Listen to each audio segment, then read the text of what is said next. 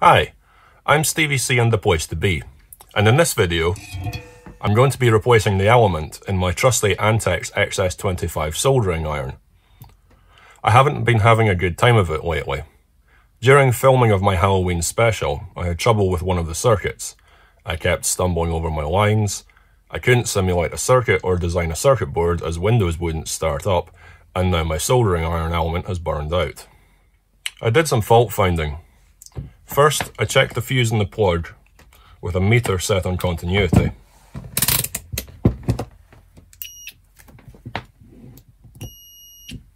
Fuse is fine.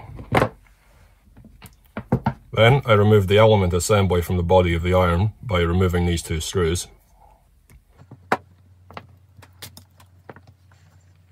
This allows me to check live to live.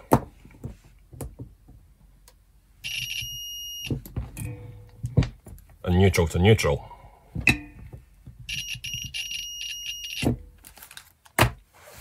So I ordered a replacement element from CPC Farnell, rush delivery.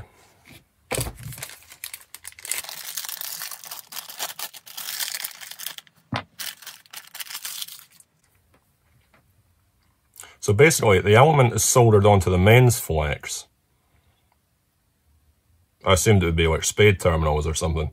So that means if I take my quick test and somehow put the element into the quick test, that's not going to work. Right. I'll work this out. Somehow I'll get this element poured into the quick test. That would allow me to desolder the flex from the old element. But then how do I solder the wires onto the new element? I'd have to somehow hold the wires on and then bend the element back on itself to solder itself to the mains wires, which wouldn't work because the iron wouldn't have power, because I wouldn't have soldered the wires yet, which I can't do because I don't have a working soldering iron.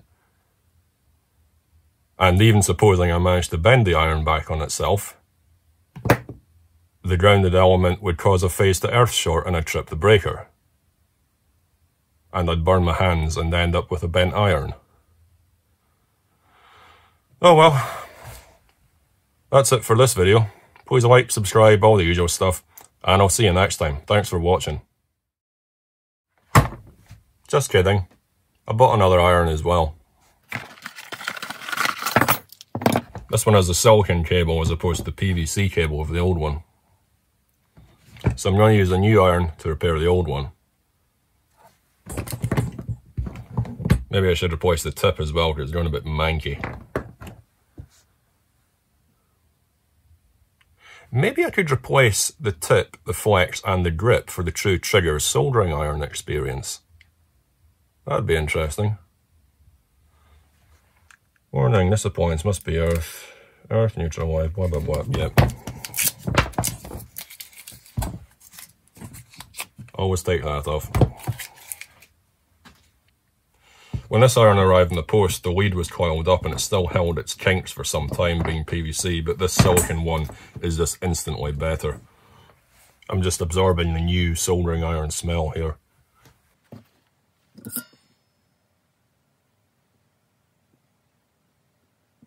I'm assuming this is what you do, I don't know. So Antex have clearly marked out the live, neutral and earth terminals, and the element assembly is keyed so that it only fits into the grip in a specific orientation.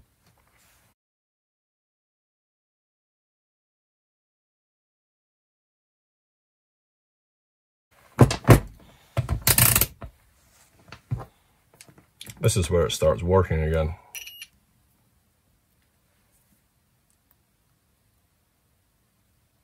Nothing.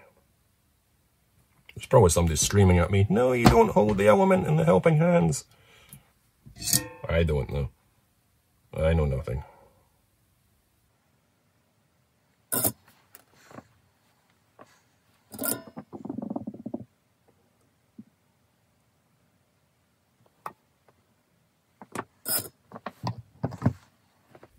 So as I said before, the whole assembly is keyed So this element head here only fits into the grip a specific way. I hope you can sort of see that.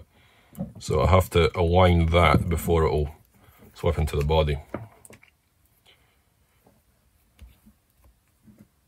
And this is a case of replacing the screws.